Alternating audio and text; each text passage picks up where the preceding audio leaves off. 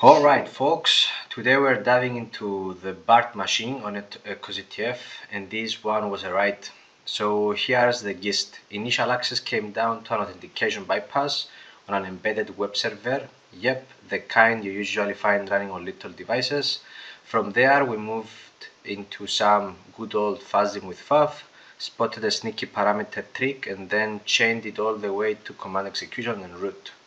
I'll be honest, I was stuck for a bit until I caught that hint in the box on the description. Not my favorite way to make progress, but hey, it is what it is, right? So spin up your VMs, grab a coffee, and let's see how Bart falls apart. So let me go ahead and start the machine.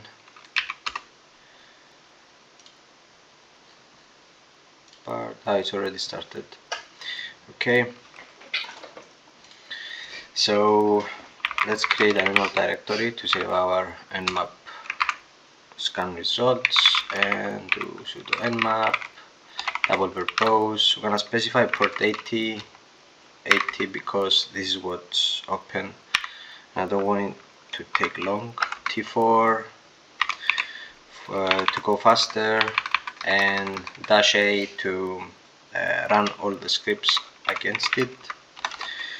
Up in all formats, and save it in nmap all scripts.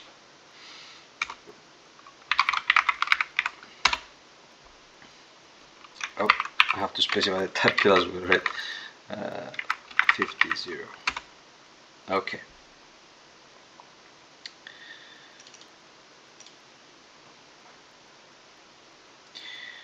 So as you can see, it's 8080. So let's go ahead and visit that port.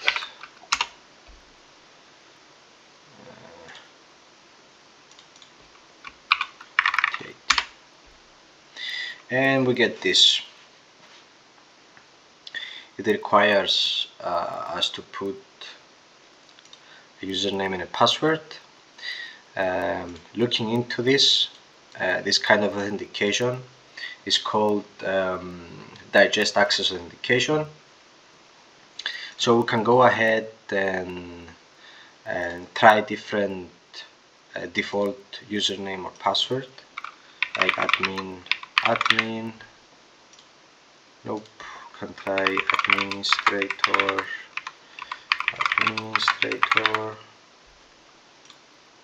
we can try guest. Let's see if I can type guest.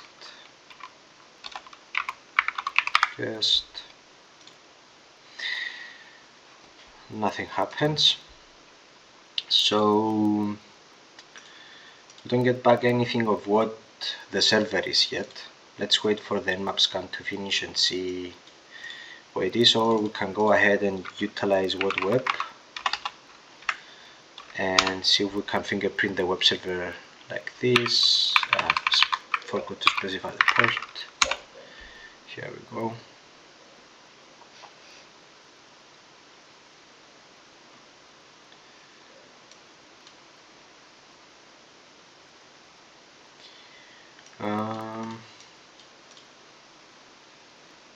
So it doesn't seem that we get the web server flavor. Is it Apache? Is it Nginx? We don't know yet. And also what web didn't help at all. So let's go ahead and try using NC to grab the banner, and BC 10.0 50 80 HTTP alt unknown. Maybe we type help version question mark, maybe. Nope, nothing comes back. We can go ahead and try different kind of file types like .php. Nothing happens. HTML. Nothing happens. We still get this. login panel, nmap finished. So let's review its results. Go up to the top. HTTP proxy. So nmap saying that this is a proxy web server. Yeah, we know we can, as you can see here, authenticate digest. Get the nonce, but unfortunately we don't get back any version or type of web server we are against. We can try and brute force the server. So let's create a fuzz directory like we always do. Jump in there and utilize GoBuster. We can do so GoBuster in directory mode -u it's for the URL. We have to also specify the port. -w it's for the word list, and we can go ahead and use the raft small directories from sec lists and save it as like this, RST. So let's run this. We get, so we have to exclude this length in order for this to work. Let's go ahead and do that. We can do that by specifying -- or -- exclude length quotes and let that run. However, because I already did that box, I know that this will not find anything, so we can go ahead and proceed. So nmap didn't find anything, whatweb didn't find anything, and also nc didn't find anything. And when I say anything, I mean we couldn't figure out what kind of web server we are against. So here is where I stuck, and then I look back at the description of the box and can get some hints from here. So it says a small application web server usually found on embedded systems. Okay, although it requires authentication and this is advertised as a compact, fast and secure web server for embedded application, it does not require any password brute forcing. That's why in the beginning I just stopped guessing, you know, passwords, etc. So at the beginning I went ahead and searched for different kind of embedded application web servers, embedded web servers, let's say, but I couldn't figure out which kind of web server I'm against. However, then I've noticed that some of the words within the description are bolted out. Okay, so I went ahead and paste these words in Google likewise. So I did app, web,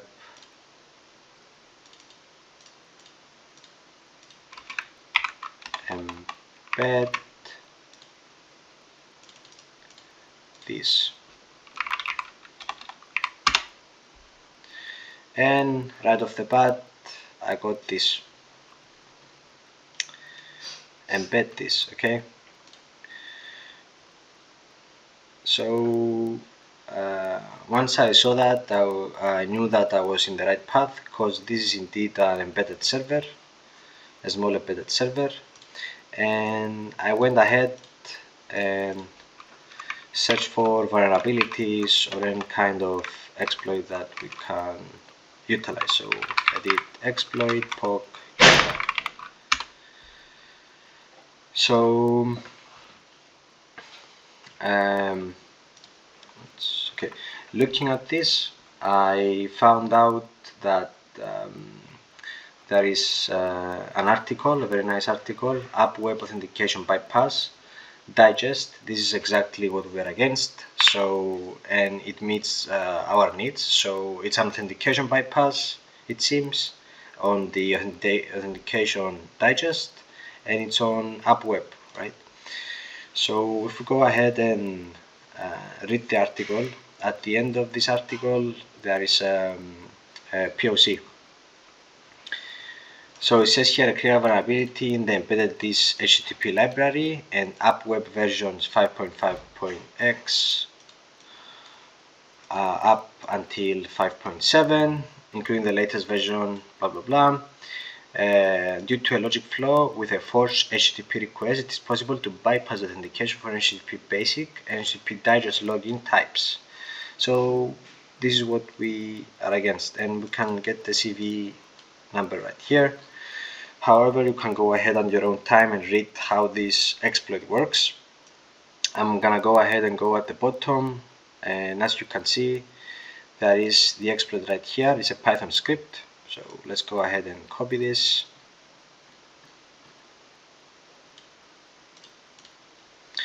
And let's create a directory and call it exploit. Go in there and do app web auth bypass.py. Perfect. And let's paste that in. Now let's try to see if it works, if it needs any dependencies or so. So most of the times when I see this, that is not working on Python 3, so let's try Python 2.7. Yep, it seems that it works. And now let's see what kind of argument it requires for it to run. So it says that we can specify target with -t and a user. Until now we don't know of any user, but what we can do is just guess that there is an admin user. So we can do HTTP 10.10 10.0 50.0 and port and specify user admin. And let's run. And it worked. So what this did, it found a way to get us back the session cookie of the admin user, and so we can go ahead and do a session hijack. I think that's the name of the attack. It's session hijacking. And how we could do this, the way I know on how to do it is we can go ahead and install an extension called cookie editor. There it is. Let's add that to Firefox. Okay, perfect. And nice. So let's pin that, so we have that there. Close this for now. Don't need this two anymore. Okay, so we can go ahead and copy this. Okay, and go to cookie editor, add, and we have to add, this is the name, so let's add the name there, and let's remove the rest so the value is kept there. Perfect. And we can go ahead and save this. Once it's saved, we can refresh 8080, and we are logged in. If we go to inspect and go in storage cookies, we can see that we have successfully embedded a session cookie right here, and that's why we are able to log in as the admin. So we're utilizing the admin cookie. So there's not much to see here other than this blue big button. By clicking on this, we get access error, and we are redirected to this URL right here with a specific parameter, but without a value. So what I did here is like I forwarded this request to Burp in order to be able to fuzz that parameter,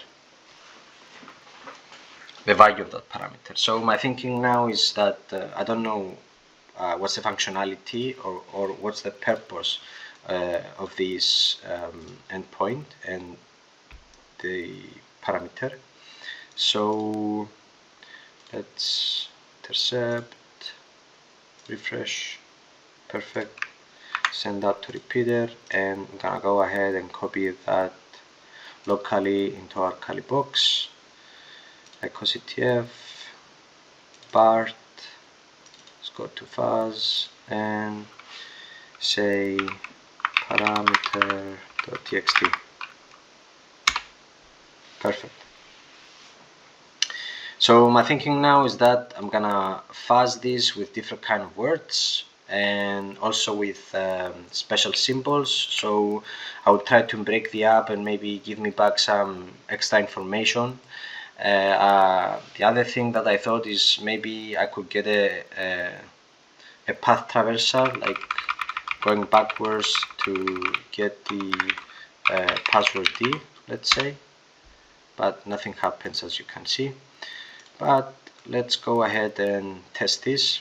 If this doesn't work, if we can't find anything at the value, I'm then going to try and fuzz the parameter rather than the value. We can fuzz both of these using FFUF. It's an amazing tool, and we're gonna utilize it a lot in this session. Also, another way we can try and fuzz this web app, it's by trying to find new directories here. But for now, let's check what we can do on the value. Let's go back, go into fuzz, and that's our request copied from Burp. In order to tell FFUF where to fuzz, we have to modify the request and add the keyword fuzz.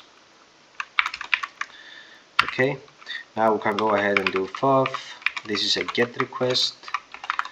We can specify minus request to give it the file we have, parameter, and we have to also specify the protocol, in this case HTTP. If you don't specify this, FFUF, as I remember, defaults to HTTPS, so this must be here. And now we can use our word list. The word list that I'm gonna use is one of the sec lists. User share word list sec lists discovery web content. Yeah. So I remember there is an LFI which is also useful for path traversal. However, let me see if I can find that. So it's Burp file extension. No, is it in fuzz? Give me a minute.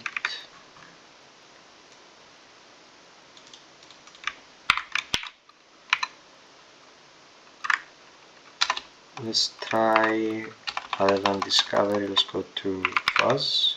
Yes, fuzzing. There we go, LFI.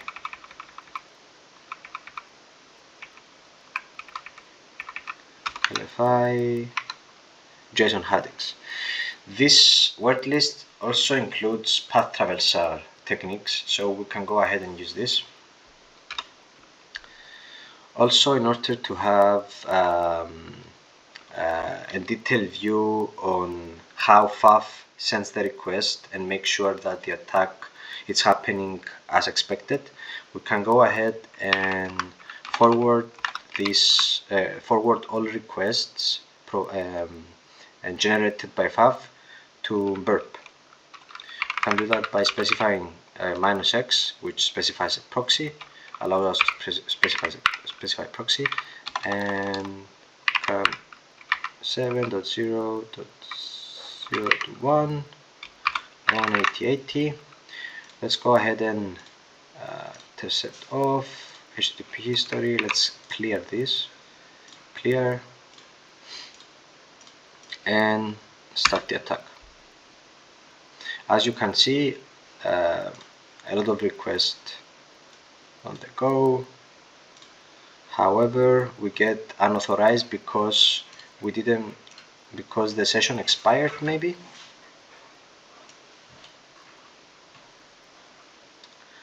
Let's try and get a new cookie.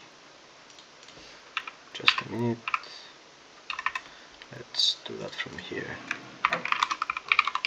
Exploit Python 2.7.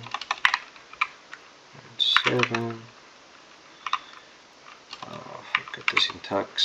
So it's T for target.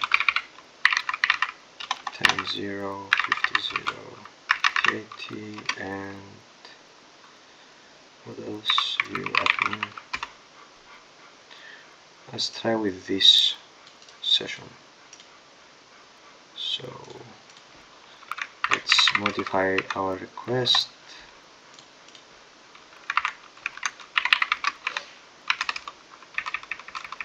And put a new session.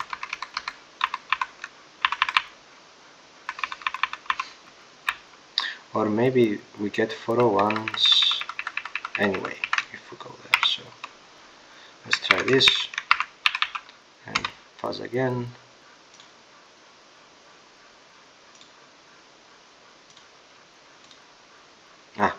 Perfect. Now we get 400, it means that we are authenticated, but the file does not exist. So bad request. As you can see, we're fuzzing the value that we specified, fuzz, right? This is Windows, but as you can see, it utilizes path traversal as well. So it attempts to grab the Etsy shadow, however it doesn't make it. Also utilizes different kind of bypass techniques with forward and backward slashes.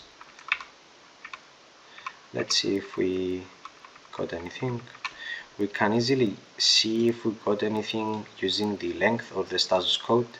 As you can see, most of them are unauthorized or 404.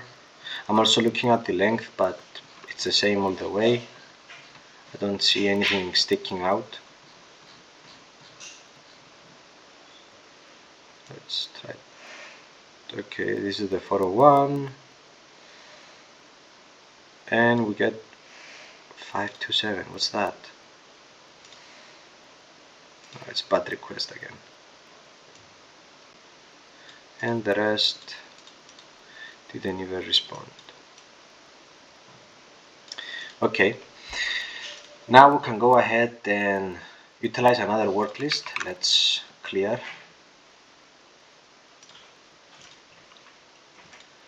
Again with FFUF, rather than trying to traversal, directory traversal, we can go ahead and do web content, raft, small words.txt. So we're just gonna fuzz the parameter with different kind of words and see if we get anything back.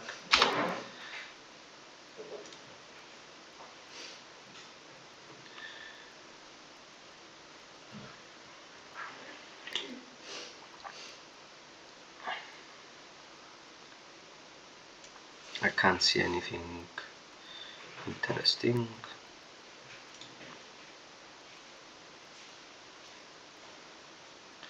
We can let that finish.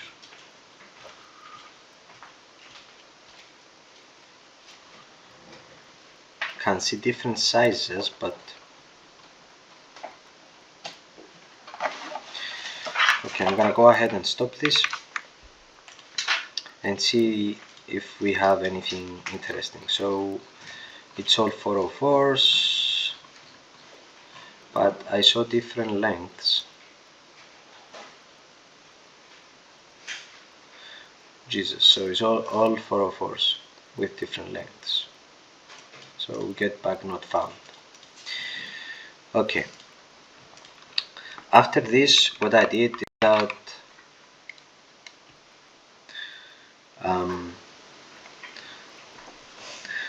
I said maybe we can fuzz the parameter name rather than the value. So what I did is that I went to my request. I said here test, and I went ahead to fuzz the parameter name.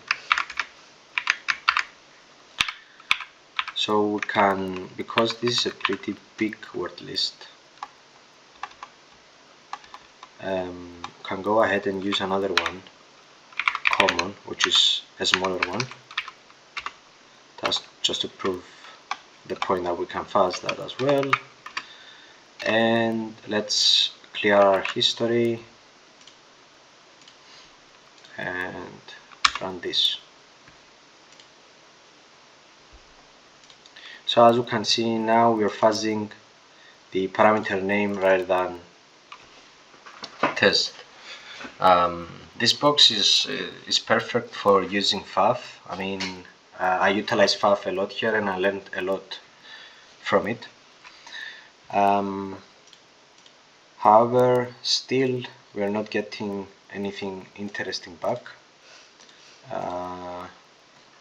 We get 404 not found, so no luck here as well. The other thing I did is a regular directory traversal. We can also do that with FFUF. So I'm gonna go ahead and go to the parameter, delete everything here, and just leave fuzz as is. And go ahead and run common against it as well. Can clear this and run. So now we are checking for different kind of directories, words, etc.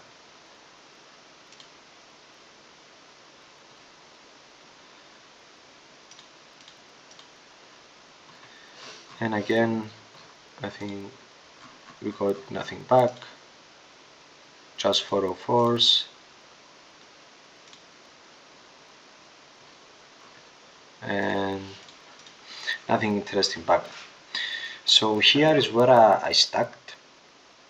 I was stuck a bit. I tried every word list possible, but at the end I've noticed something that it's very tricky by the developers. But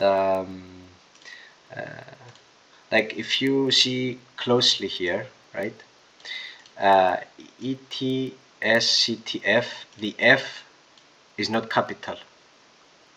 Alright, so while I was banging my head against the wall because I couldn't figure what's going on, I tried with capital F, and we get unauthorized. Maybe we need, let me get another cookie please, thank you very much.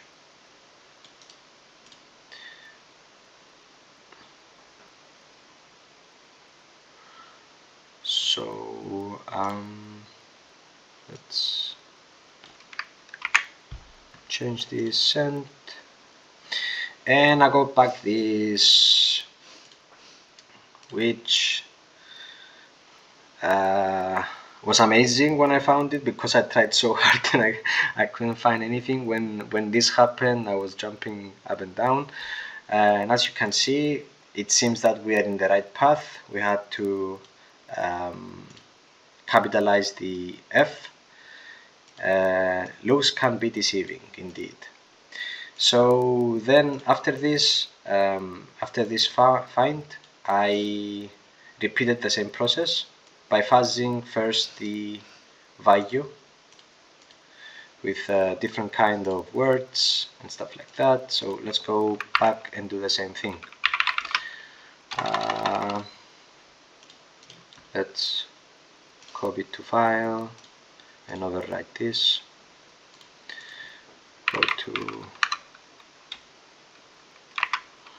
Go here and let's put our keyword here, fuzz.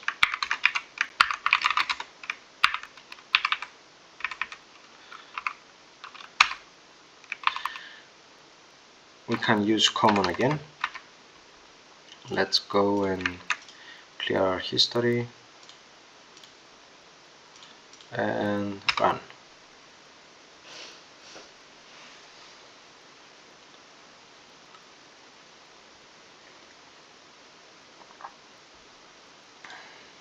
As you can see here, the results is much more promising. If we filter by length, we can see that we get different lengths as before. So by clicking on this, you can see SS gave back this. SS, however, it's a command, it's a Linux command for it's the equivalent of netstat, let's say, where you can see what services are running on your computer. IP, I think it's more familiar for everyone. So as you can see, by specifying IP there, we get the help of IP, and you get the point. So just by specifying different kind, we have code execution right off the bat. So we can prove this by going here and saying who am I, send, and we get root. Hooray! So let's go ahead and do what we always do. Let's first check if netcat is installed on the server. It is, bin and c. So let's utilize netcat to get a reverse shell. 10, 150, on port 80, -e, bin bash. We can go ahead and highlight this, and by clicking Ctrl U, we URL encode it, and like this. Okay, so let's open our listener on port 80 and run. This is a good sign. It hung, and as you can see here, the callback, and we are root. So this was, in quotes, right? This was an easy box, but it didn't.